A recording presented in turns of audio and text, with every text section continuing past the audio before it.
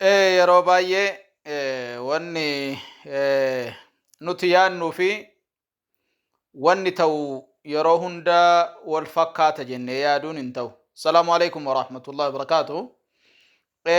Guyyaa Jum'aa sababeeffadhee ergaa tokkoon isinii dabarsuu barbaada. Ergaa ajaa'ibaa wahii taariikha nama wahii irraa agartanii nagahe tokko taariikha ajaa'ibaa.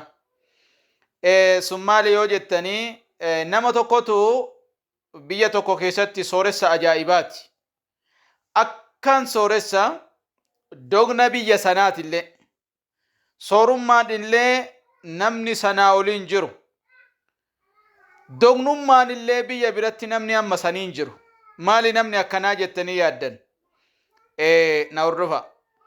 Amma namtichi abbaa qabeenyaa jabaa tokko ganda keessatti qabeenyaan beekamaa dognummaan beekame. Namni tokkotu immoo jira qaltuudha, foon qaluudhaan beekama. Namtichi foon qalu kun ammoo yeroo hunda ummata waamee ganama hunda ummata waameetu miskiina nyaachisa, hiyyeessa nyaachisa. Inni ammoo maaliin beekamee hiyyeessa arjummaadhaan beekamee waan gartanii qaleetuma inni namaa kennu nama nyaachisu malee iddoon fuudhamu hin beekamu. Garuu namni dhaqee ammoo mana isaatii waan dhabu hiyyeessicha kana. Amma namticha hiyyeessaa kana ilaalaniitu ka yeroo hunda kennu namni mana isaatii quufu yeroo hunda foon mana isaatii nyaatamu fudhatamu kana ilaalanii namticha sooressaa kana karaatti ba'anii arrabsa uummanni biyya sanii. Yaa namticha dognicha nana mee namticha gartanii arjicha sana ilaali kennee fixa borimmoo ammas ni kenna addoonni fuudhuun beekamu rabbi itti gadhiise. Yaa dognicha sana akka rabbi namticha kana godhe ilaaliiti isarraa waa baradhu jedhanii ni arrabsu.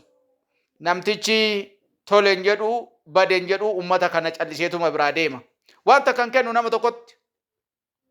Amma gaafa kan osoo akkanatti waggaa dheeraa dognummaan beekamu biyya san keessaa du'a. Gaafa namtichi kun du'ee jedhu sooressichi kun namni irratti hirmaatee isa awwaale nama muraasa. Maaliif sooressa ta'a dogna ta'uu isaarraa hawaasni muluu waan isa jibbaniif jecha.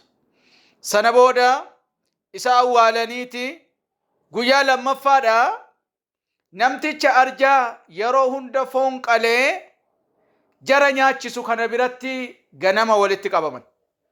Namtichi dognichi kaleessa du'e beeki. Namticha arjaa kana biratti ganama har'aa gaafa jarri walitti qabamu namtichi deema har'a homtuu hin jiru jedhaan. Maal akkam kana dura nu nyaachiftaa qaltee nu nyaachiftaa maal goota? Si'iin sooressicha badaa kaleessa qabarame san si'iin gorsaa turre har'a akkamitti sibiraa waa dhabamaa jedhaniin. Jennaan baraayaa jaranaa jedheen qabeenyummaa an kaleessa dura akka sanitti qalee si nyaachisu sanii kannatti kennee akkan isin nyaachisu godhu namticha kaleessa qabarame sanii jedheen. Nama tokkotti hin himini ati kennuma kenni anammoo sitti hin kennaa jedhee. Ega namtichi kaleessa awwaalame rizqiin keessan isin kana dura na biraa agartanii ammaartan sun isa duuka kaleessa awwaalame jedheen. Ayyuhal ikhwa akki nuti itti yaannuu fi akkin rabbiin itti gabricha isaa beeku akka biraati. Kanaaf akka laalle kanaan dafnee waa murteessu irraa of eeguun barbaachisaa ta'a ergaa jedhu. Wassalaamu alaikum wa rahmatullahi wa barakaatuh. Ngau?